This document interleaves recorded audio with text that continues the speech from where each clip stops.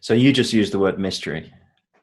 And I think this is a really important part of maturing as a human being and as a man. And our initiation program is about encouraging men to become more comfortable with mystery. I'll say this as a question rather than a generalization. Is it the case that men particularly need to have answers, don't want things to be mysterious, that we want things logically kind of, we want to be able to put things in boxes and explain everything? And life doesn't work like that. You can have everything beautifully lined up in your life, your work, your home, your finances, everything. And then there's an earthquake, either literally or figuratively. Something happens and it just goes. Or something in yourself, you start to go, I feel really unsatisfied. Something's nagging and gnawing away at me. And then I start not communicating with my partner properly or whatever. And it's knowing how to sit with those weird feelings of, I don't know what's happened here. Or the outside world has given me a conundrum that I can't solve. I don't have the answers. Knowing how to go through that period in which we all have to go through, it might be once a year or might be once every 10 years in our lives. And it might last for years. We have to be able to have the skills to go, okay, I'm not going to panic. And panicking for men often looks like the midlife crisis, doesn't it? I mean, we desperately will search for something to take us out of that place. It could be we want to go to something that makes us feel younger, whether that be the car, the life, the affair, whatever it is that we feel that we want to do. There is also the danger for many men of giving up, of going, I can't handle this. But I think the best way of dealing with it is to go to the shed. Again, literally or figuratively, is to just give up a bit. And so your sex life will just die because that's just easier than confronting the challenges with it. And you suddenly everything becomes more bland because that's the easiest way of coping with it. Whereas there is a way of navigating through these periods of uncertainty in your life. But it starts with giving yourself, being able to be comfortable with it.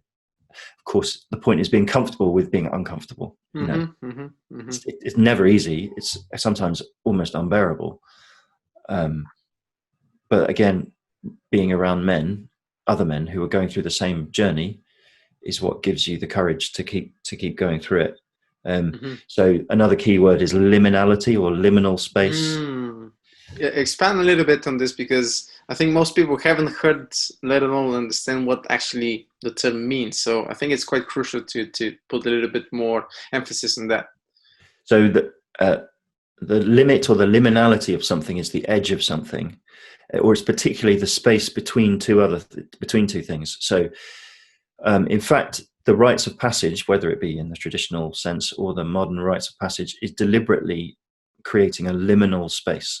So it's a space where you're taken out of what you know, somewhere into a place where you don't know where you are. You're not comfortable or familiar with your surroundings or with the way things are going to work. Life gives us liminal space repeatedly. So a liminal space is that bit when you've lost your job and you don't have another one, or even you've got another one but you haven't started it yet.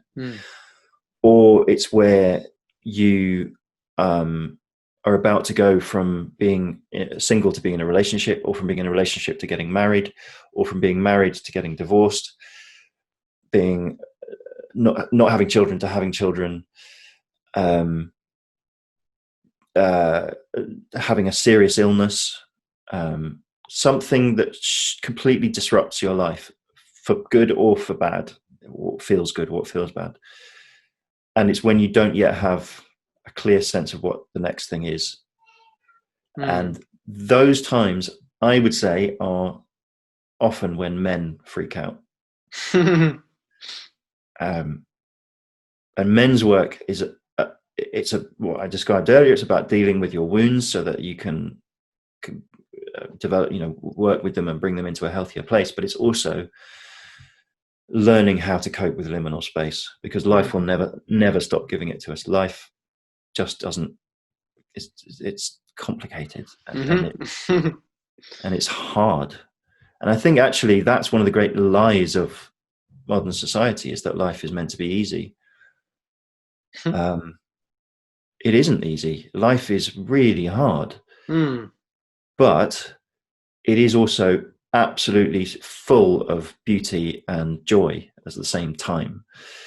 So a healthy masculinity is one, again, a healthy humanity, a healthy soulfulness and spirituality is one that embraces both and says, I know how to access the higher, healthier parts of myself and of the world I live in, which is why connection with nature is so important. But I also, I accept that when life gets hard, it's not because something has gone catastrophically wrong and I'm a failure. It's because life is hard. It's just, the only question is, how am I going to deal with it? And am I going to deal with it with love, or am I going to deal with it with bitterness and cynicism and making other people's lives harder?